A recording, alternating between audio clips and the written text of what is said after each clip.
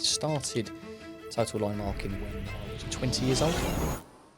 Frankie Clark is a 7-figure construction entrepreneur, so chairman of Bit X Construction, which is traditionally a very risky, inefficient sector. You've managed to really juice your numbers from it too, haven't you? Tell everybody we've got an app that runs our business, and no one in our industry has something this in depth and this kind of like all encompassing. Yeah.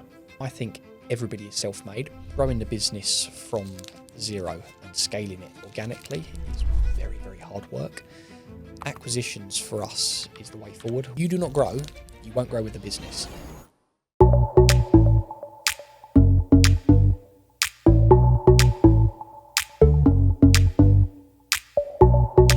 So Frankie, welcome on the 80/20 podcast. It's great to have you. So for the audience, Frankie Clark is a 7-figure construction entrepreneur, highly successful, very, very well structured. It's quite the opposite of what we see in most construction businesses. So when we met the other week, I thought, well, we have to have him on the podcast. He's also chairman of Bit X, which is an organization I've had some involvement in the past. I've met friends, acquaintances, clients at their events. So we'll talk a little bit about that as well today. But thanks so much for agreeing to come on the podcast. Brilliant. Thank you very much for having me on. I'm looking forward to it. So I think for the audience who don't know you, it's well worth diving into who you are, your history, and fundamentally how you got to where you are today with your business, Total Line Marking. Of course, yes. So we are in the construction sector. I started Total Line Marking when I was 20 years old. So I'd still consider myself a young entrepreneur at 28 now, but time is fleeting. So it's gone from strength to strength, really. Not without its challenges. It's definitely been uphill struggle. I do get it quite a lot where I go, wow, you're such a good position. You've done this in all this time, or such a short space of time. And the people that know me, they know it's relative. They understand that it started from selling my car that I had on finance for 10 grand. I think I owed 13, 14 grand back on the car. So it wasn't a very good financial decision. But I didn't pay it off, and I decided to keep the 10 grand. When I bought a £1,000 Vauxhall Astra with the bumper hanging off and tinted windows, then some magnetic stickers, set up a website, incorporated the company, and set up some pay-per-click. Built a website myself on GoDaddy. Cost about 50 quid back in the day. Colour scheme was completely off, and we got our first inquiry come through. And I think it was then that it was a £2,100 job. And we quoted it. Obviously, the service was fantastic. The response times was incredible because it was just me looking at the inbox, and I was on it within about 3 minutes. And it was Ringwood Delivery Office down in Southampton. So that was our first job, and I kind of got that across the line. It was all subcontracted, so we didn't have any plant, any premises, any office. It was just out my bedroom, sitting up till 2, 3 in the morning. So I had a full-time job, bearing in mind. I had to prove to myself that it could work. And when that what were you doing back then? So I actually worked for a family business doing road sweeping. Gotcha. I didn't necessarily get along with them. I owe them a lot because I learned a great deal from them. I did mention that in my podcast, but we didn't see eye to eye, and I still probably wouldn't see eye to eye with the way they run business, but it is what it is. And I think, like with your parents, you kind of learn good things and you learn the things you don't want to do. Yeah. And that's what happened with me. So we've gone down this route. They taught me some stuff about line painting because that's ultimately what I was running for them. They had work coming in, on the roads, car parks, via advertising for road markings, all subcontracted, and that's how I got started. Awesome. So today the business is how many people? We're just under, I think it's 15 people now, 14, 15. People. So you nationwide or just focus on a certain part of the UK? We do. So we are technically nationwide because we have customers all over the place. Pretty sure I can mention we work with one of the biggest installers for Tesla supercharger bays up and down the country. Awesome. I think we done about 70% of them last year. We do work for Coca-Cola, and they've got, I think, 8 sites in the UK. So when they ask you to go paint a line, you don't say no to Coca-Cola. No. And we have a few customers like that. We travel up and down the country for. Yeah, and when you were working for that road sweeping company, I think I heard through the grapevine that you were flipping some machines at some point too. Yeah, that's true. I used to buy and sell. Did you know that little green machine, pedestrian road sweep, which you see up and down the high street? So I used to buy and sell them. I used to buy them for I remember one, I think it's 235 quid. I'd drive up there. I had a full transit van. So this was before I set up the company. I had a 57 plate full transit van. Things were hanging off of it. Because I used to use it for DJing. I used to sort of, on my past life, and I'm still doing it now, is sort of DJing in super clubs and nightclubs, bars, pubs, and private gigs. So I had this van. I was like, what else can I use it for? Because it was not the prettiest thing. Mm-hmm. And I used to drive up and down the country, Norwich, you name it, buying these sweepers for like between 200 and 500 quid. Yeah. Put a new brush in them, take the stickers off, give them a good clean, bit of T-cut. And I'd sell them for like 2-3 grand cash. And my old boss, he come to me and he said, look, Frank, you need to sort of knuckle down a bit more at work, X, Y, Z. I wasn't on great money. I think it was about 16, 17 grand a year. This was probably 8-9 years ago now. And I said, well, how can I knuckle down and stop doing this, what I'm doing? Because I'm earning as much money buying and selling these road sweepers 2 or 3 days a month as I do with you working 25 days a month. And he kind of like stood back a little bit and it, got his back up a little bit, but what can you do? Yeah, I mean that's a classic story, right? Most entrepreneurs do have their hands in so many different things early on. The classic one on all these podcasts is selling sweets at school, sweets and candy and soft drinks, but then it turns into sort of cooler stuff. The DJing thing's interesting because you're not the only person that still does that kind of thing. It's like your passion. You probably don't do it for the money anymore, but it's good fun, right? Yeah, I mean, financially, it works so much against me, and I'm having a battle at the moment. Yeah. Whereas they want me to do a Friday, Saturday night, and it's 200-300 quid, and all right, it's it's a little bit of cash in your pocket, it's a bit of pocket money. But I say to the venues I've been doing it at for a while, I could go out and earn X amount, even if I was to just go work on the road for the day. I'd save the wage, which is more than that, of the operative, plus the job. Yeah. If that's the way I wanted to go, but obviously you need to get your fulfillment somehow. Yeah, I mean, I'd also think about the time that you invest in sleeping as well. So if you're out late DJing, don't know, probably not going to do that too sober either. It's going to be quite a late finish, and it's going to screw the next day up. And I feel like a lot of people don't factor that into the week. Is the weekend isn't to get pissed and have a hangover. It's to do it right. It's to rest, recover, and probably prepare for the week ahead. Yeah, definitely. I mean, it actually, the DJing, funny, I leave it out of story quite a lot because I stopped doing it a lot now. But back when I started in 2018, I was doing probably 3 gigs a week. Yeah. And then over bank holiday weekends, it was like 4 gigs. It was relentless. And I remember doing, a full stint of gigs, and then I was sitting in the back of my little Vauxhall Astra, I think half unloaded with the DJ gear. High vis on, covered in paint, got almost like chemical burns up my arms where I forgot to put gloves on, looking like I'd been dragged through a hedge backwards. And my mum walked out and sort of see me, this is height of summer, and she just looked at me on the driveway and just shook her head. She's like, you need to go to bed. You're burning the candle. And normally I'd kind of argue back and go, no, don't be silly, mum. I just looked at her and I was like, nodded, I've had enough, I really need a bath and to go to bed. Yeah. And that's what it was like. It was like that for at least the first 6 months. Yeah. Potentially in the first year. And we do have our odd moments, but I lived off that money, a couple of £100 a week whilst I was building a business. Like the business bank account was not touched by me for probably a year. That's key, actually, because the first year is always the hardest in my experience anyway. So, having something else fund your lifestyle during that year so you can keep reinvesting in the business is critical. Yeah. Otherwise you're not only stressed, but you've got no money either.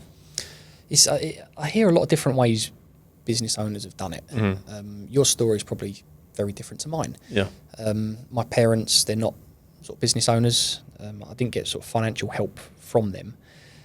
I was lucky enough to live there. I had a nice upbringing. I wasn't deprived, but as far as the business side of things goes, they was kind of in the dark. I didn't tell them for months that I'd set up a business. My mum knew and my grandparents knew. Yeah. But my dad, I just kind of didn't want to get him involved because he'd have too much to say.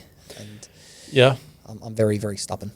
I mean, but that is classic. I mean, you get pushback from I think there's 2 things in this part of the world. You get pushback, or you get some sort of a jealousy / pushback sandwich. So you get. It surprises me. It surprises you where it can come from. Yeah. It's like the most unlikely places that you can get it. Yeah, it's like, oh, you started a business, great. Isn't that a bit risky? Or, oh, but you had such a good job before. Yeah. And it's like, I just find it culturally, I grew up in Singapore, Irish parents, went to British school, pretty British culturally in terms of the upbringing, watched the in-betweeners, did everything that you would have done right in the UK. But like culturally, entrepreneurship was quite celebrated because it was more of an American culture in Singapore. And in America, it's like, oh my God, great, how can I help you? Whereas in the UK, it's like, let's reduce the risk as much as possible. And if risk for me is sat on the tube commuting with everybody else and spending $6,000 a year on a season ticket on National Rail coming from some suburb because the wife wants to live with a garden, that's just not for me, right? And I think that's when that's what separates, I think, entrepreneurs from maybe intrapreneurs, because you're happy to step out, take all the risk on yourself. If you don't get paid next month, it's on you. And I kind of prefer it that way personally. 100%. I mean, even down to like the small scale. So I won't mention their names, but we took a guy on that was working for himself outside doing like, landscaping and that kind of things.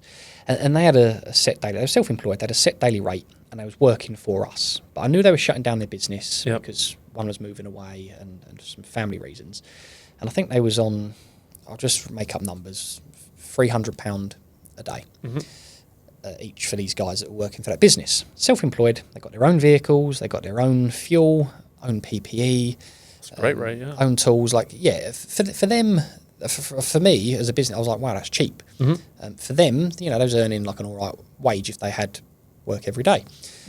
But they was also working on the same site as some of my operatives.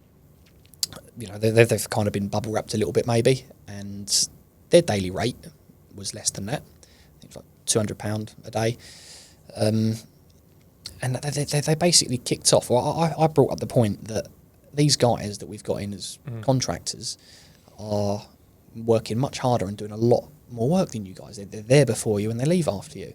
And they turned around and said, well, they're getting paid more than us. I went, hang on a second. When you've got healthcare, you've got your insurance, you've got your pension, you've got all your PPE, you've got your van, you've got your fuel card, you've got stability, you've got work every day. I was like, them guys, I'm dropping them next week. They've not got work for another 3 weeks from me. And they kind of just back down into their box. But that's what we see. That's what we see different. We actually appreciate what's good and what's bad probably a little bit more than someone that hasn't taken that leap.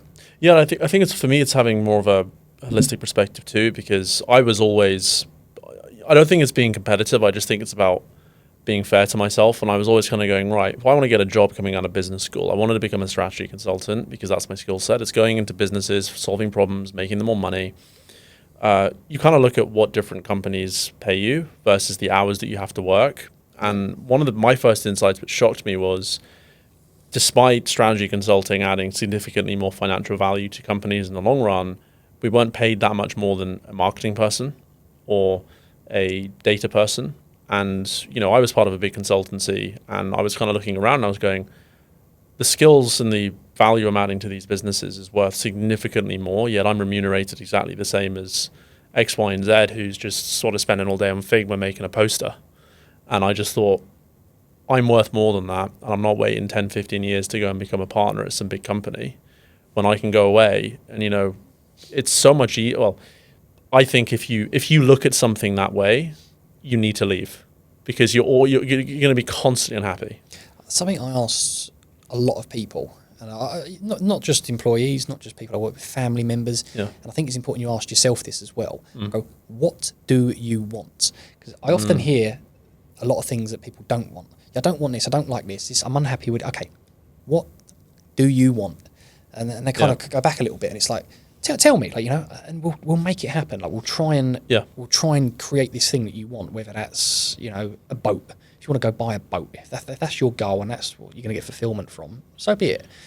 And it's different for everybody. That's actually, speaking of that on topic, that's one of the first things I tend to implement when I see people problems at companies that I go into and restructure is I say, how well do you know your employees? How do you track and manage them? And often the answer is, well, we have a chat every now and again. I'm like, well, do you have a numerical way of measuring performance? No, not really. We can't. It's too difficult. All these kind of excuses. And I said, well, the one thing I want you to do if you don't want to do any of that stuff is I want you to talk to everybody about their personal, the professional, and the financial goals.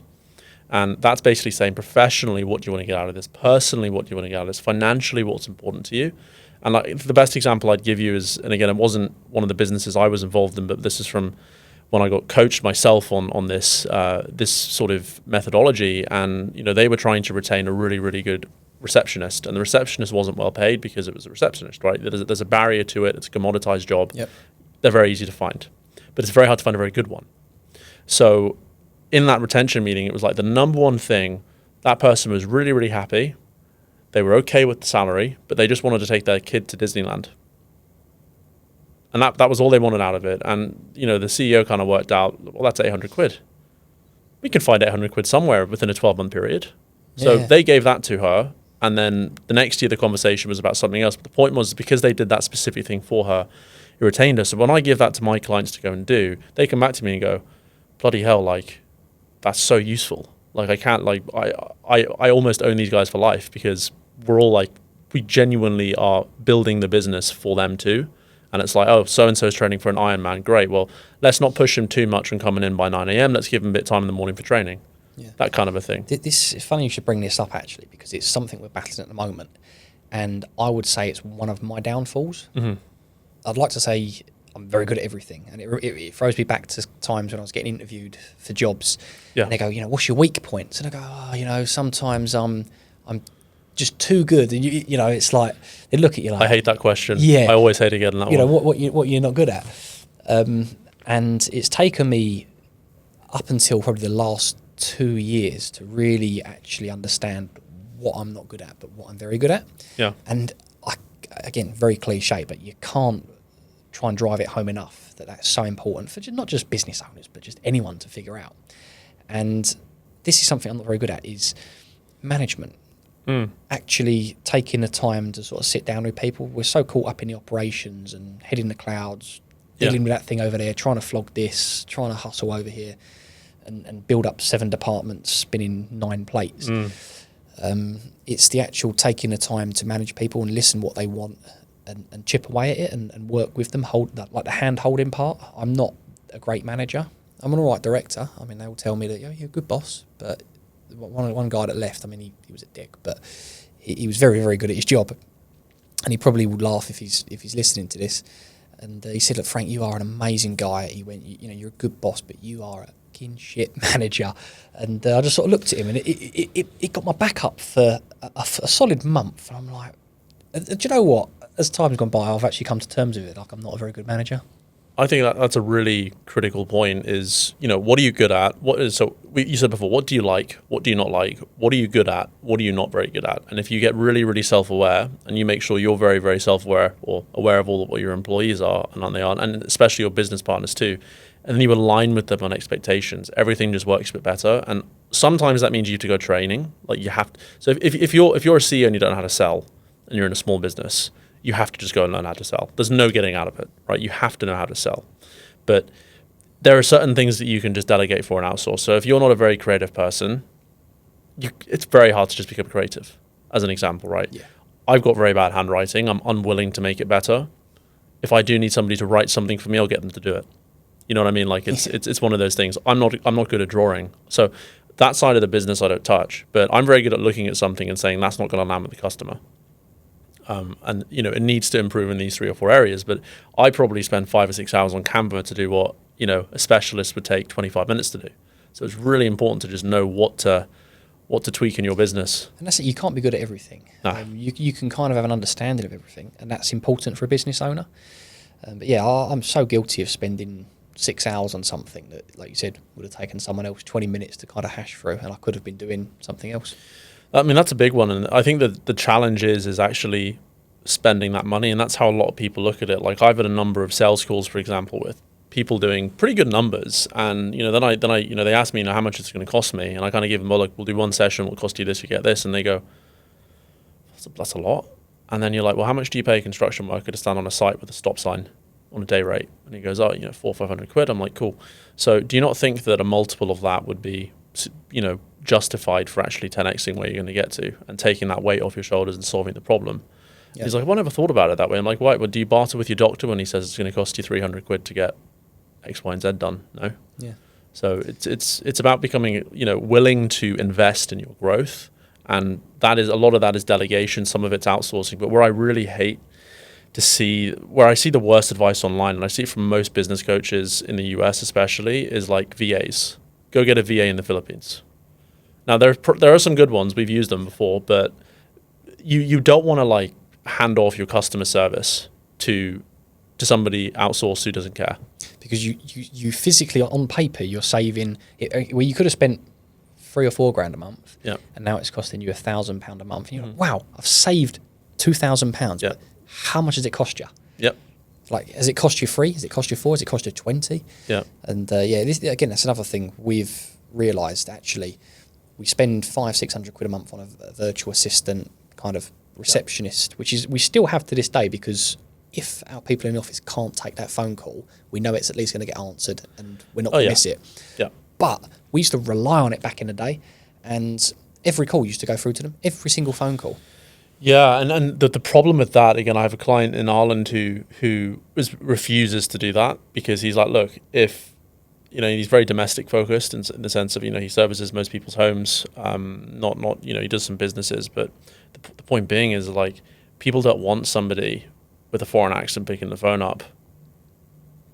And that's just like, that's not being racist or anything, that's just how it is. When you ring up to get your boiler fixed, or to get, you've got an emergency with the circuit board at 2 a.m, you don't want somebody who can't help and doesn't have that bit of personality about them. And yeah, it is an extra 2-3K a month, which is in some people's views unaffordable. But then I say, well, look, is it unaffordable, or are you just unwilling to take no profit that month? Because I do get to see a lot of my clients' numbers, and that's when I kind of look at them and I go, you told me last year that things were really tight. You made 6 figures in net profit a month that month. And so some people don't want to invest in their growth. And it is really hard to, don't get me wrong. Like, I look at some things and I'm like, I'd love to get X, Y, and Z advisory and support, but I'm not spending 10 grand for an hour call kind of thing. I'm not at that stage, right? That's not me. If I was running a £100 million business, sure, but I'm not at the stage where that financially makes any sense. No, we just started spending money on it, and it takes time to see the full return, but it is worth it. Yeah. And in terms of scaling, then your business, how long did it take to get that traction? Because you mentioned you were in the Vauxhall Astra, you had one client down in Southampton. What was the journey like from there to having 5 employees and maybe some more consistent work? Yep, so it's a lot of baby steps. There's been some very sort of key pivotal moments. Yeah. I remember in the first 6 months, we won this project. Looking back, it's quite comical. We won this project for the O2 in Greenwich. It was probably 30 metres by 7 metres, and we priced it at just under 30 grand. And I thought, wow, I am rich. Like, I've just priced this job at more than what my yearly salary was. We probably got 15 grand profit on it, because it was run, on a shoestring budget, rented vans. We had no office, no overhead, nothing. It was just me, and I got in a load of help from people, sort of friends and people that helped me on previous jobs. And after that, we had a little bit of money in the bank, not a lot. And I remember sitting in a van with a guy called Chris. He still works with us to this day, and he's my first employee. And he was an Uber driver. I was sending him to the odd site. Can you drop a tin of paint off here? Can you pick up a cone based on recommendation of a friend? And he was really reliable. He didn't care what time in the morning he went out. If it was 5 a.m, he'd be gone. And I was like, do you want to just come help me, cash in hand or whatever, day rate, painting lines? Yeah, of course, happy to help. And I offered him the job. I said, look, I'll put you on X amount of money per hour. You'll be working with me, because it was just the 2 of us. I was quoting jobs, surveying jobs. I was doing the jobs. I was ordering the materials, updating the website. It was everything. And I remember him coming on board, and then I spent about 3 months with him, and all of a sudden it's like he could do 80% of the jobs we were getting, and it was like, wow, okay. And I just spent sort of 3-4 days a week just quoting, surveying, and booking jobs in for him. And it was like, right, we need a second person now. Like, Chris, I'm going to find another person that can come help you. I'll still come out and help on the bigger jobs, but you're going to have assistants now, so you can do some bigger stuff, and you can teach them. And it just kind of like started chipping away from there. And you get busier and busier. And then on days where I had to be on a certain project, but we weren't that busy, Chris, do you mind going and doing a site visit? Like, what to look for. But again, the frustrating thing is, and this affects me in relationships with whether it's with a girlfriend, my family, my crew, my office staff, is how quickly I want to move on to the next thing, and like how quickly I kind of want to progress. It's like once we've got this to kind of where it needs to be, it's like, right, someone else take over, I'm moving on to the next thing. And you need to stop and smell the roses, I think, a little bit, because we've gone from one thing to the next, and before you know it, you're 5 years in, you've like 10, 15 times your revenue, and then you haven't really kind of paid attention to like what you've achieved. Taking the wins, taking a pause to have a look at the wins. I have to remind people to do that so much, and I have to do it myself too. I think maybe it's an entrepreneur trait. I certainly have it, but it's like I'm never happy. No. It's like had the best month in the business ever last month. When you kind of think, when I get to that stage, it's going to be fireworks, and I go and I'm going to buy myself a Rolex, and it's like, no, like you actually don't feel it doesn't land, and then you just want to move on to the next one, and then you get greedy and you want it to be the same next one. You planned it, and you see it coming. I see things coming before they come. Like we had exactly the same thing a couple of months back. It was a 200 plus grand month, which was a big month for us. We're still a small business operating out of a little sort of industrial estate in Gravesend, and I think that was 200 grand came in the bank. That's not like we've invoiced it, we're waiting for it. That was 200 grand in the bank, just coming in 1 month, and it's just part of it. Like I'm a little bit desensitized to it now. At the beginning, the money coming in was like so exciting, but now I just kind of, it's not my money a lot of the time. It's just it's for the next thing. So if we earn a chunk of profit, it's not mine to keep, because it doesn't fulfill me. But that's a unique trait though, I'd say. So most people use their business bank account like their personal bank account, especially if you're a sole director, and that's the most common thing that I hear. And fair enough. If it's your business and you want to do that, that's great. But imagine that 200 grand, what that would do in terms of the amount of hires you could make, the investment in marketing that you could spend, the investment in systems and processes. Like even something as simple as just a rebrand, getting good uniforms, just looking a bit more professional. But somebody probably wants to take that out at a 50% plus tax rate and go on holidays. And I think fair play to them, but you're not going to be able to go from 200K to $1 million if you keep doing that every time you get paid. Something that stuck with me from a kid. I mean, I must have been 7 or 8. Yeah. And my granddad used to keep telling me, and he still does up until today, is like the power of compounding. Again, very cliche, and I think a lot of people think it is, you put a bit of money in the bank and just leave it and it just builds up. But if you can get that money working now, so if I say now, we earn 10 grand on that 200K, so 5%. So we earn 10 grand. What do we do with that 10 grand? It's okay, we'll put a couple of grand of it away, just pure safety net. We'll spend another 5 grand on materials, so that kind of goes like stock, and then we'll spend 3-4 grand on the next bit of plant, or put that money into a pot ready for the next big purchase. And if you keep doing that earlier on, like that compounds down the line. You can't just randomly start making money 10, 15 years down the line and go, wow, I'm rich. No. You have to chip away at it now, and then in 10, 15 years' time, it's accumulated to something. Well, and you have to have a strategy, I think, which is what you're getting to, right? You need to know, where is that money going to get allocated? What is the budget? And what can I take out? So, if the goal, I tend to work on 90-day sprints with people. Obviously, you have 5-year plans, all of that, but that's nonsense. You can't work 5 years down the road if you're a small business, right? 90 days, which is 3 months, which is a quarter of a year. That's generally what you can work. And you go, right, what are the 3 top goals that I want to achieve in those 3 months? How do I allocate that across the team? What does that mean for me versus the other people? What budget do we need to be successful in that? And then like magic one questions, if I had 10 times more money, what would I do differently? And that's one of my favorite questions that I ask myself a lot, which is, if I had 10 times more budget to do what I'm trying to do, what would be different? And then you kind of unlock all of this creative thinking, which just takes away that whole prudency, budgeting mindset, which is, actually, you know what? Maybe I should invest more money. Because I've come across that before, where I've been like, the only thing that's going to unlock this is if I get on a plane and go there, but that's going to cost me 20 grand for 2 weeks. And then I'm like, that's out of the budget for these 3 months. But then you go, well, if I had the money, I would go, but I do have the money. I'm just being prudent. So that's a really great way to kind of get yourself tuned. Is obviously have a strategy, but then just say, right, try and 10x it every time. Just be like, if I had more, what would I do differently? And then if you can make that work somehow, it gets really, really cool. I think that's where the risk, and that's why we do what we do, is a great example of that was, and we actually jumped on it, was go back probably November, December last year. Yeah. For whatever reason, the construction industry, people weren't paying, raining. It's just that time of the year for us. Mm-hmm. We had a few jobs kind of like roll over and just get delayed and postponed, and we had no real cash in the company bank account. Yeah. And I remember having a conversation with my bookkeeper. I said, like, we really, really could do with getting these 2 machines. I think they was about $5,000 each, so 10 grand.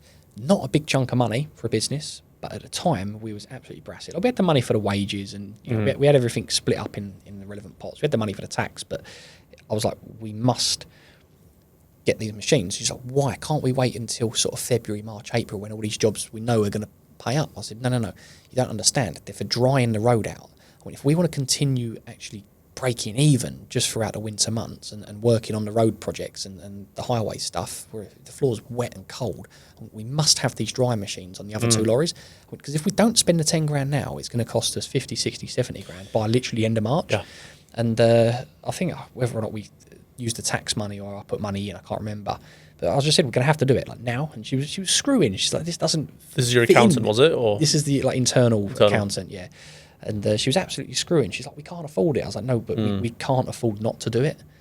And 6 months later, she's like, wow, what a great idea that was. How did you see that coming? I was like, we just do. I mean, that's a really great point. I want to go on to that actually, because the first external advisor most companies tend to have is an accountant. Yeah. And the accountant, in my experience anyways, I'm not calling accountants out here because I know a lot of very good accountants, but they tend to be the ones who tend to screw companies the most as well up front. There's a lot of bad accountants out there. There's a lot of cowboys out there. And I think at least half of my clients right now, as soon as, not when they started working with me, but probably when they got a bit more serious about their businesses, they were like, oh yeah, we've been screwed over here.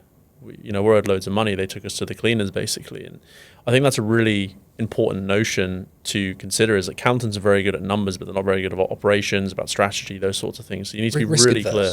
Yeah, but you need a good, for all intents and purposes, if I had any advice for a small business, it's you need to know where you are financially right now. And it needs to be, like, the one thing about finances, it is black and white. And if you don't think it is, go talk to HMLC, because they certainly think it is, which means you need to have it black and white, right? So how much money do you have in the account? How much are you owed? How much how much do you owe?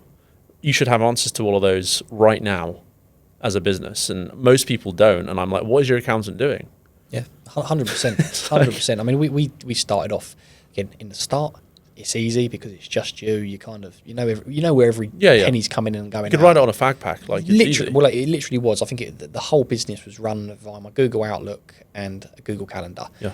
Very, very poorly, might I add, and kind of scraps of notebooks that were kind of like hid around in different places. And then as it kind of gets bigger, you kind of start losing track of where the money's going and coming in. It's just like tappy on the card. Order this, we need it now. You become very reactive. And I would say get proactive as soon as you possibly can, or start off proactive with the management. Well, yeah, 100%. But I also think, in terms of going back to delegating, that isn't a skill set most people have. Being very numerically apt isn't something, and it's also not an expensive skill, because most accountancies have offshored all of that bookkeeping stuff. So what you should do is find a really good accountant, give them a very, very clear list of what you need from them, and then say, you're responsible for this. I'm not worrying about it. So when I tap my card and I take a photo of a receipt, I don't want to hear about it again. My responsibility is to make sure that I have records and I put stupid stuff through the business. Your responsibility is to make sure I know where my numbers are. Yeah, I'm not sure what your experience is with accountants, but yeah. Again, I was severely misguided, or just, I had no idea really, and I assumed that they was your kind of like right-hand man. They'll go like, so this month you need to do this, now you need to buy this, da-da-da. Yeah. And I'd kind of I went 2 or 3 years thinking, why have they not told me anything? I'd get into the next fund and they said, Frank, you really should have spent some money then. And I'm like, you're telling me now? Like, yeah. Why are you telling me now? Or they just didn't. And you have to ask, like, you have to say, right, we plan to spend this much money. We want to do this. Can you let us know when to do it? Well, look, a good accountant will, and a good accountant will almost say, hey, Frankie, part of the package that I want to offer you is 4 meetings a year, but it's going to cost you an extra 600 quid plus VAT. And you're going to go, no way. I'm going to go do it. Are you going to do it? You're going to do it, right? Yeah. But what I'm saying is most people, absolutely not, right? And even if I'm talking 8-figure, 9-figure businesses, they're like, absolutely not. We've got an FD in house, or absolutely not. I know what I'm talking about. And then they blame the accountant when things aren't there. And I'm like, look, did you give them a clear list of what you need? No. Did you follow up with them? No. It's like, well, how do you expect them to know what you want? Like, with all due respect. They're just filing for you at that point. Well, that's all they're doing. So, when I work with any external party, because I've been screwed so badly in the past by not doing it, and again, that's my own fault for not giving clear instructions, but now I'm crystal clear when I ask for stuff. And I also explain why I need something, and actually that's a really important thing to give somebody. It's not just, hey, I need these numbers. Why? Because one of my clients is an accounting firm, and they're really, really good at doing that kind of a thing. So I suggested they put this in, which is like, you need to say why, because a lot of people ask for management accounts as an example. Why? Oh, because I want to know like where I'm at financially. It's like, yeah, but management accounts are expensive to produce, and they're very lengthy, and they actually don't tell you anything about how the business is running. They just tell you the sort of leading indicators of the numbers that are there. What you really want if you're a hospitality business is, okay, profitability per store, sales on particular products. That isn't management accounts. That's something completely different. So if they say the reason I want this is because I need more detailed analytics on my beverage sales in my Reading outlet, then that's not going to come through in a management account. So always give somebody a really clear guide is my best advice, because they might even come back to you and say, oh, that's out of scope, right? That's out of scope. Like, look, you're paying me this much a month. Like, good luck. It comes back to, as well, finding the people that are better at things than you are.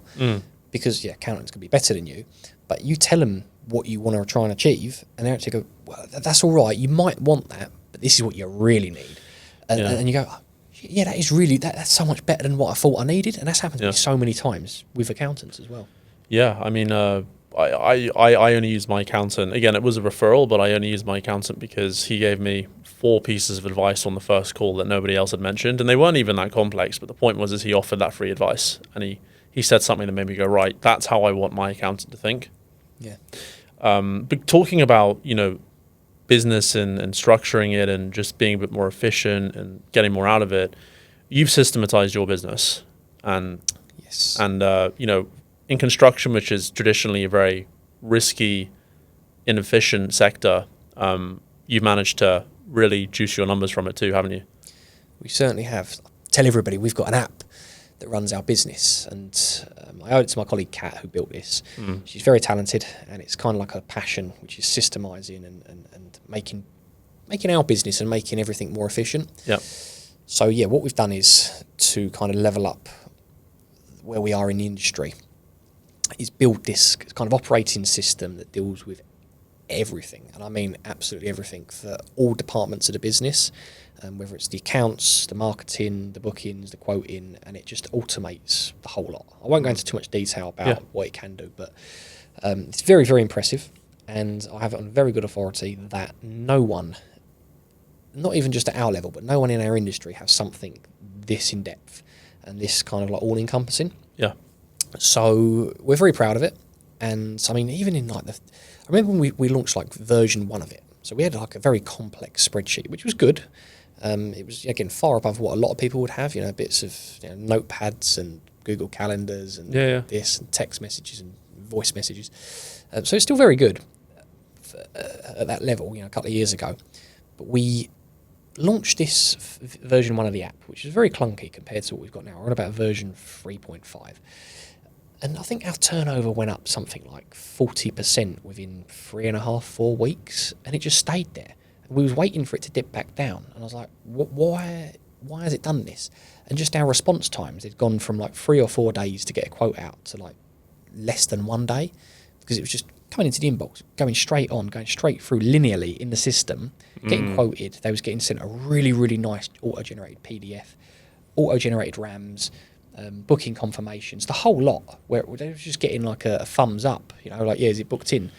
And we'd know what we needed to order, because it's all logged there. We didn't have to refresh our memory with 5 emails or something. It was just on the system. So we've done that, and it's grown arms and legs, and it's just gone to the next level. And I am an advocate for tech in businesses. I think it's so important. I don't know how you can survive in this day and age without it. You still need the analog people. You still need the real hustlers. You still need the people that can talk to humans. There is still that element in our industry, and I hope it never goes away.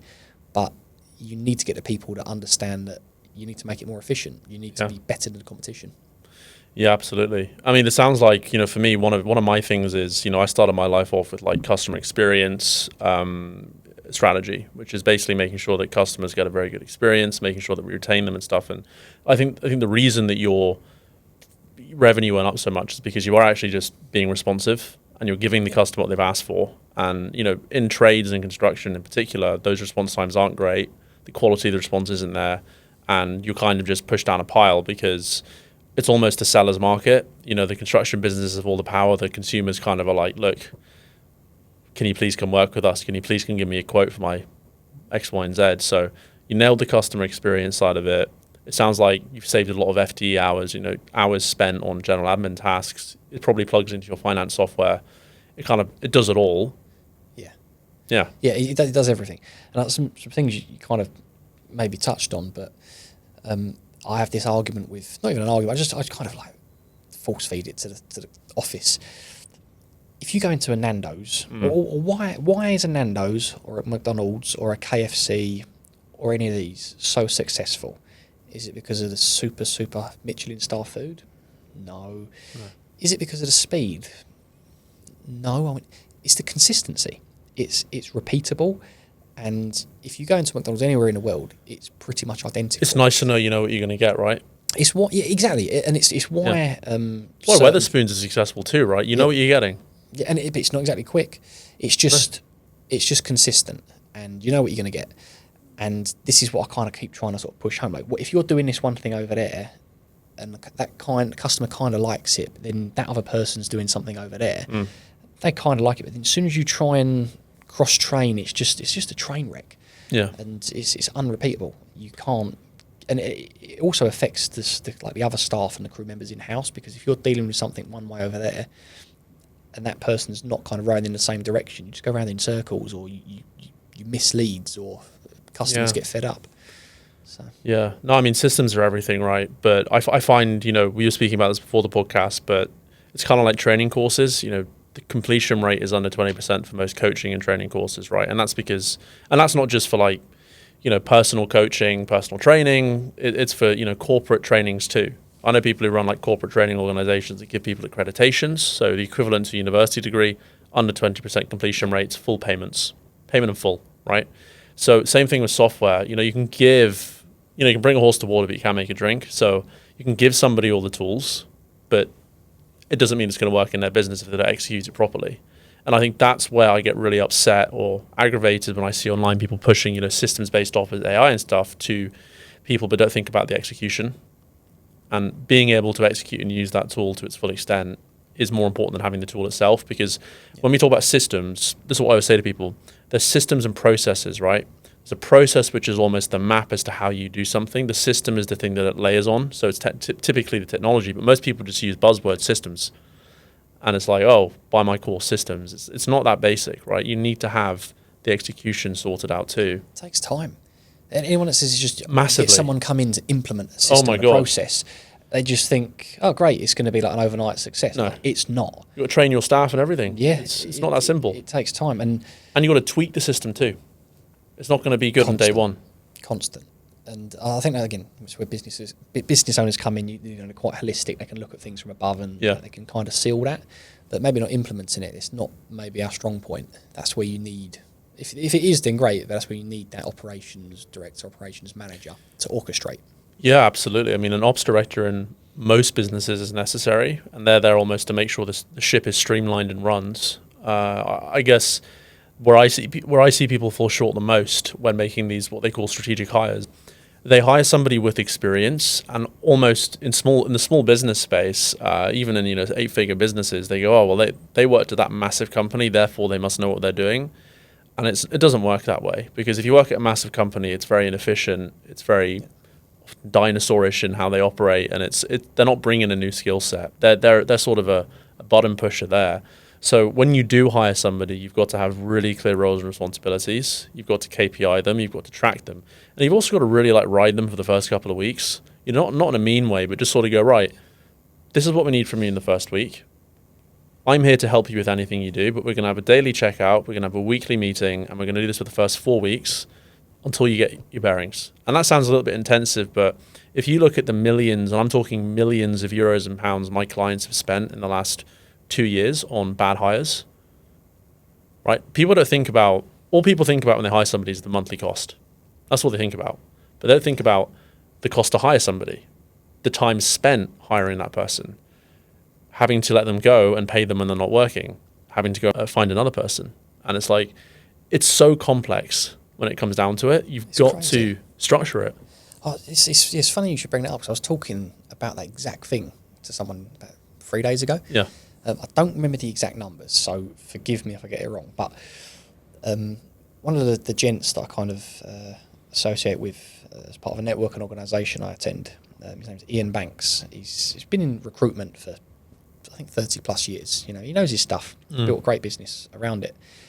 And he said exactly that. Like, he's got facts and statistics on how much it costs, and I think it's something like 256 grand on average if someone's on, I don't know, something like 40 grand a year. That's the actual cost of a hire in the first year. It's crazy. Because the amount of time other people are spending training, spending, you know, and also as well that averages out for like people that have left the business as well, because it adds up from the day they join. And if they don't kind of materialise and earn their money back over a couple of years, it's just money gone, and you can't see it, you can't track it. I mean, it all goes back to asking yourself, what is your hourly rate, and what is the hourly rate of everyone in your business? And you've got to calculate the time that those people are investing in that person and in the system, and that's actually the true cost to it. Yeah. And that's what's really frustrating, to watch people kind of not keep track of almost. And you know, tracking and managing your spend and your time, I think, is really, really important, because the excuses I tend to hear from people is, I haven't got time, I'm too busy.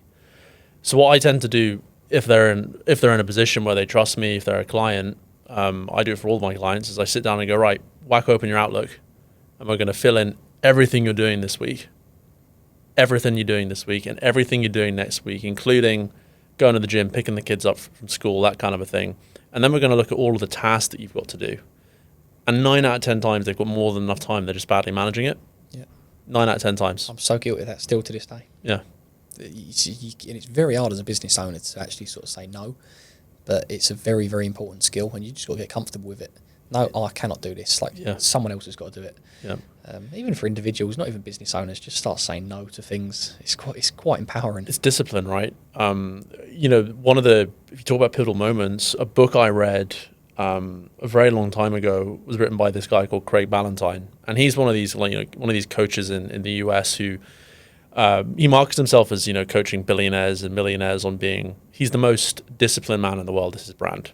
And I've read a couple of his books, and one of them, I believe, one of them is called the Perfect Week Formula, and the other one is called Unstoppable. Okay. And it's all about how he was a personal trainer living in Canada, and he basically thought he was having a heart attack one day, and it was anxiety.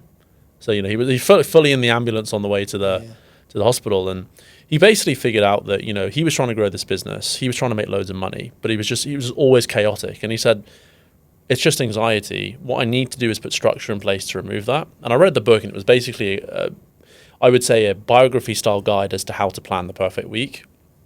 And he did all this other coaching on, you know, like how to plan, you know, your 10-year plan, you know, with family, all of that stuff. But the most important thing he said was, you have to have structure, you have to have discipline, but without the accountability to tie those two things together, it all falls apart. So it could be as simple as having somebody in the office sit down with you every morning and go, right, show me your calendar. And then at the end of the day, right, why didn't these two things get done? Oh, because someone rang me, right, but we agreed that you'd pick the phone up, or you forward the phone on to that department because that's not your problem. And unfortunately, it does take riding somebody like that, literally, for a couple of weeks, you know, being really strict with them for them to cop on. But then when they do... The other way around as well. Yeah. Like, I am a nightmare, and it's one of the hardest things, I think, as a business owner is, and you might relate to this, there comes a point, not that you do and not that you should, you can do what you want. Yeah. When you want. And that's why we started the business in the first place, is because you want the freedom. So if you wanted to just not do anything today and just go play Xbox, or you could, yeah. You could. Yeah. If we didn't want to book this meeting and commit to it and stay disciplined and you know, hold each other accountable that we're both going to turn up at 2:30, then like you said, everything falls apart. Yeah. But I get away with too much. Okay. Like in certain instances, and I look at myself, I'm like, I didn't gain anything from it. It's like, you know, I've just stayed at home, didn't log into my laptop, decided to have a cup of tea and whatever.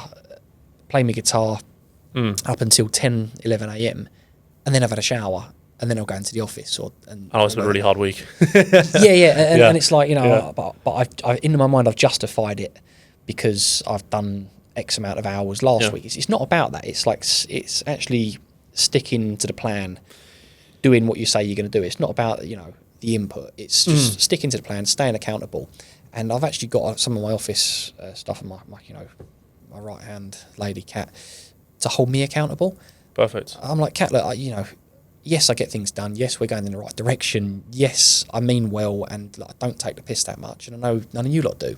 And it's not about micromanaging, but we've agreed this is the direction we want to go. Yeah. And we've agreed this is what we need to do to get there. I will make up excuses or I will fill slots in my calendar to go do some random thing that I probably want to do more than what I need to do. Can you just make sure that I don't do that? And just ask me how you get on with it. And I go, I can't moan her because it's exactly what I've asked us to do. Yeah, it's critical. And I think the reason, going back to like Craig's story and the anxiety and stuff, is because your feelings today are as a result of your actions for the last week normally. And for example, one of my clients, extremely successful, he makes millions every year, but he's got the same problem, which is he doesn't like to do the sort of the office, the stuff that a CEO is supposed to do, like the strategy, the planning, working out all the things that need to be done. And of course he could hire somebody, but he's refusing to because he wants to take ownership of this. And his biggest thing is he's always busy now. He's always on WhatsApp at the weekend, people messaging him, he's always responding. And he's just, every time he meets, he's like, oh, I'm so busy. Yeah. And, we worked out that the reason he was busy was because he wasn't, actually structuring his plan. I got him to structure his plan. He did it, worked great for 4 weeks. And then he went on holidays and everything fell apart because he hadn't planned that he was going on holidays that week. And then everything fell apart. And then he missed about 400K of owed money. Wow. Because he didn't do that weekly check, he didn't check the bank account, and he didn't have the delegation sorted in the business for somebody else to do it. And I kind of said to him, I said, you're feeling this way right now because you didn't sit down last Saturday for 2 hours like you agreed with me you would to do this. So you've got two options. You either do that or we hire somebody to do it for you. Because right now, it's your fault that you're feeling this way. It's not that construction's hard. It's not because it's hard to be a CEO. It's because you screwed up. Yep. And that's honestly, if I could have that conversation with every single entrepreneur in the world now and sit there and look at their calendar, and when they go, oh, geez, I'm working 100 hours a week, I'm like, I do not know a single person actually working 100 hours a week, because if you actually showed me their calendar, it's not all work. No. It's maybe ridiculous hours for 3 days a week, and then an inefficient Thursday because you basically screwed your mind up and didn't get any sleep, and then Friday you're off at 5 p.m. to the pub. Yeah, I mean, I in the early days, the first 6 months to a year, there were a few 100+ hour weeks which weren't work. It was diabolical. It was unhealthy, unsustainable, and I just don't do it now. Straight up refuse. Yeah. If people are pushing, it's not happening. I get a lot of hate, and I've fallen out of a lot of people, particularly in school. I think I was always quite strong-minded, very strong-willed, very opinionated, which is partly probably why I've got to where I am. Yeah. And I will continue to just be honest to myself. I strongly believe, so you hear kind of like a lot of people claim, or at least talk about others, oh yeah, he's a self-made millionaire. And it's only really the successful, whatever that might mean to you, people that admit it about themselves. But I think everybody is self-made, and kind of take from that what you will. But like you just said, it's whether or not you're holding yourself accountable, doing the things you say you want to do, taking the actions and executing. If you're not, then you end up in a position that's different to what you might have ended up in. And like I said, everyone's self-made, so just kind of bear that in mind. Yeah, and absolutely. I guess if we, one of the topics I did want to cover today, or do want to cover today, is the opportunities in construction. Because you're in a position now. You're an established business. People know you. You've got a good headcount. You've got systems. You're what I call the perfect business to now grow, because you're at that stage right now. The challenge in scaling construction businesses is typically capital, having the working cap in the business to take on bigger contracts, to hire more people, to take the risk, blah blah blah. Right? Because getting paid is difficult.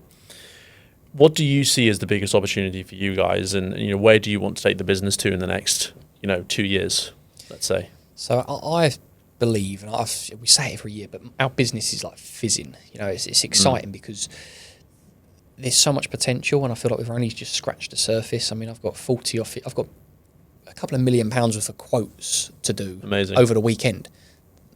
it's crazy. It's keeping up with it. The work is out there, money is out there. It always is. Anyone that says there's no money about it a minute, they're like, there's little peaks and troughs in certain industries for whatever reason. The money's out there. It always is. There's always business. It's just, are you adapting with the times quick enough? I believe we do, and we are, because I don't know who quotes this. I heard it from James Sinclair. But if you don't innovate, you evaporate. And it's so true. Absolutely. If you don't improve, you will just get out-innovated by your competition. Yep. Ever so slowly, and you will not be able to compete. You will not be able to get down to their prices, deliver the same level of service, whatever it might be. Keep a few legacy customers, and that's it. So you have to move with the times. Tech is massive at the moment. It has been for years, but I think, I don't know if you know Gabriel from Bitter I do, yeah. Yeah, he's a good lad, and he's got a company called Core Loops. So shout out to Gabe. And I think he told me a fact that something like 80% of construction companies within £1 to £5 million are still operating off of like a notebook and just I believe it. And I do believe it, because up until sort of £5-6 million with the company I was at previously, they were still running out of a book, just a notebook. It was unbelievable. I mean, the geezers, you had to be superhuman to do it. And the thought of doing that in my business, to turn over a couple of £1 million, makes me feel ill. Yeah, no, totally. I mean, when I first started my career, it was all about the second curve. So you look at the first curve of growth, which is your existing core business. The second curve is all about, one, innovating that core business, and two, what is your sort of second engine? What is the new business that you're going to create off of that? And if you're not doing both of those at the same time, now it's really hard to afford to be able to do that as a small business, but if you're not at least doing the first one really well, you're screwed. If you're not doing the second one for a little bit of time, you're going to lose out, because it's going to be too late by the time you realize that you haven't done it. It's one of those things. A lot of construction businesses today don't realize all the sustainability regulations that are coming in next year, 2026, CSRS. It's going to completely change, not just the big boys, but it's going to be the one-man bands that are going to have to report and stuff. And that's now a cost that's going to be to them. It's always a cost. Right, it's going to be a cost to them, and it's going to be a headache, but nobody's kind of thinking about that. And what I'm predicting is come all these announcements, there's going to be a software business out there or a coach of some sort that's going to make an absolute killing, because people are going to have to do it within a 2-3 month period, or they get fined. And if there's one thing the UK is very good at, is it punishing businesses for making money. It's get educated though as well. You need to get educated on it, whether it's taxes or sustainability or even the new waste thing that's coming out. I mean, I'm very, like I said, stubborn, and it's probably what's attributed to where I am. But with this letter come through saying, you must separate your waste in a business. Have a separate bin for everything if you're over X amount of employees, which we were. I think it was 9. And I just straight up refused. They went, well, they're going to come down here and fine you. I went, fine. I went, I'll be ready with my pitch. I went, I was like, look, I'll be ready with my pitchforks, because I was like, we've got a small yard. I went, I'm not having 5 separate bins. We put so little food waste in our office, like a banana peel every now and again, and an apple core. And my colleagues were getting riled up about it. And I'm just like, just don't worry about it. I went, I'll have the conversation if they come down here. I went, or I can go speak to my friends at Midas Waste, who will happily give us a little bit of a consult. We use them for their waste sort of disposal services, and they'll just tell us what. They went, no, they ignore that. He went, it's like, just stick it all in that one. We sort it out. He went, I wish the government or whoever it is would consult the waste disposal businesses before sort of sending out all these letters, because the way they word it, it's really confusing. Like it is getting sorted out, and it says it on our paperwork that we're sorting it out our end, but people think that they've got to sort it out their end. It's just know your facts. It's a tough one. I mean, the other hot thing in construction is obviously acquisitions, right? A lot of people are talking about buying other construction businesses. Do you have any thoughts on that? Any ambitions to go down that route yourself? Again, yes, it's one of them things that a lot of people aren't that educated on, but 100% it's growing the business from zero and scaling it organically is very, very hard work. Acquisitions for us is the way forward. So we want a group of companies that complement each other. So currently we've got a line painting, resin floor, road marking business, and it's going from strength to strength. But to get it up here organically, a lot of work. If we can acquire another business that maybe specialises in one element of what we do, and just bolt on £1 million. Yeah. That's a much quicker and easier way of doing it. We can streamline it, integrate our current services and our systems. The systems will make that all super easy. Our system is the key, because we toyed with the idea of selling our system to other businesses, and we tried it, particularly it wasn't a line painting business. We wasn't ready to take that leap. Yeah. But we did it with a fabricating business, and worked fantastic for them, but we realised that the customer, it's a whole separate business. It's a whole separate company, software development, the customer service, the maintenance. It's not something we want to branch into, but if we could transfer that into another company and create loads of value, whether or not we own the whole thing, it's just a tremendous amount of value created without doing a great deal. Yeah, I mean, once you have the network as well of potential clients, customers, it makes everything so much easier. I mean, I could copy all of my clients' businesses tomorrow, but I don't have the contacts, right? That's what you're missing. Fundamentally speaking, is we could all go and create the next big thing, but we don't have the black book of contacts, and we don't have the systems. So that's what you've worked for years and years to build. You're at that point now, but the beauty of buying a business is you're effectively acquiring those things. So whenever I speak to clients and people like you about this, it's like, look, you've now got the foundations, run with it. Because, you've worked your ass off to get to a few million. Getting to 30 is way easier than the first million in most of these sectors. I do have one question, though, on online marketing specifically. So I drive not too often, but when I do, I'm often either driving over potholes or meeting roadworks.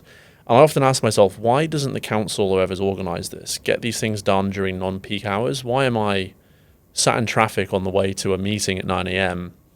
and there's a bunch of lads there digging the road up? Why can't they do that? Like, in other countries, they do this at like 4 a.m. So you probably didn't know, but I do actually own a surfacing company as well. Okay. This wasn't like premeditated. Didn't actually know. Called Rocket Surfacing. Still very, very early stages in infancy. Okay. We're not even promoting it, but we do work through it via our existing customers and our contacts. Most of, do you know what? An awful lot of our work is done out of hours, weekends and nights. We had guys out last night. We got guys out all this weekend. But we for the line marking, is it, or for the surface business? We had both. We had both. We had surfacing and lining going on last night. So it does happen. Small amounts of work, typically with the surfacing at least. There's massive plant opening charges for us to go in there and collect tarmac out of hours for like 1 ton, for example. They charge us like £700 just to open the plant. I mean, the plant's open; it's always open. They're barely ever closing, okay. But they'll just sting the smaller companies. Bigger companies, not so much. They're the ones that are doing the road works. But it's hard work, and I think trying to orchestrate so many different contractors in all the bitumen sprayers, the road sweepers, the surfacing, the lining, the actual ground workers, all to kind of work together. It's impossible to do that much work overnight a lot of the time, so it has to be staged. And all I have to comment on that is all countries are different, but if other countries can do it, I'm sure we can find a way to do it, because if you make the roadways more efficient, everyone's better off, right? Have you driven in kind of like the Netherlands or Germany? Yes. Or Belgium? I mean, Belgium not so much, but Germany I have, yeah. The Netherlands is unbelievable. Unbelievably good? It's fantastic. Like they're little country lanes to one little farmhouse. It's like what we call high performance markings. Is it? Yeah. So they're not like sort of like slap down thermoplastic with no beads. It's like perfect tarmac surfaces, no potholes, super high retroreflectivity paint. High wear is what I don't. None of the cheap stuff. It's like properly done. All their junctions are taped out. No potholes. I think I spent 8 days in the Netherlands and I didn't see one pothole. God, that's awesome. I mean, France is actually the worst example I've seen. I lived in Paris for a year, did my master's there, and I've never been on worse roads in my life. Not just potholes, but the line markings. There were no cat eyes on the motorway, and there were no lights. So you were kind of just good luck. That was what I kind of sat there and thought, thank God I'm not 80 and half blind, because I'd die. It was really bad. But look, let's wrap up with 1 or 2 questions. I mean, one question I always love to ask people is, what's the worst advice that you're hearing right now on the internet or anywhere that you wanna set straight that just isn't true?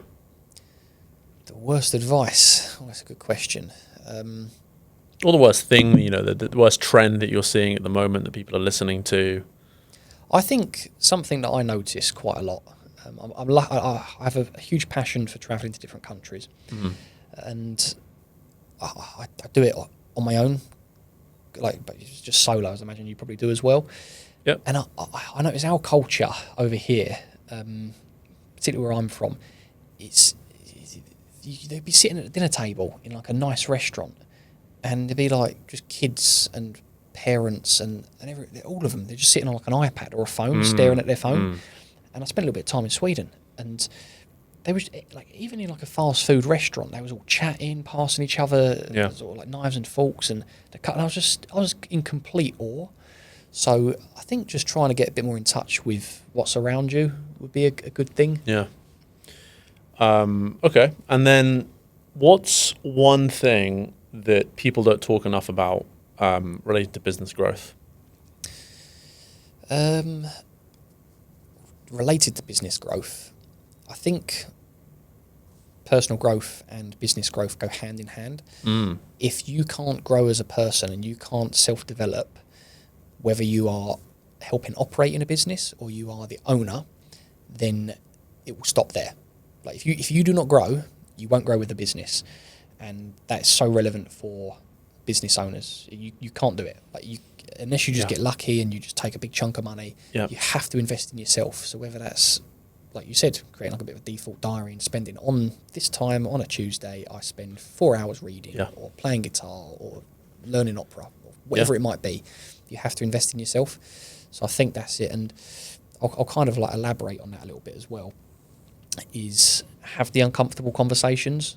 So it's not often sort of spoken about, or things that are kind of like sort of brushed over or navigated around. I think they're the conversations where the most value lies. Yeah. Awesome. Well, look, thanks so much for coming on the podcast.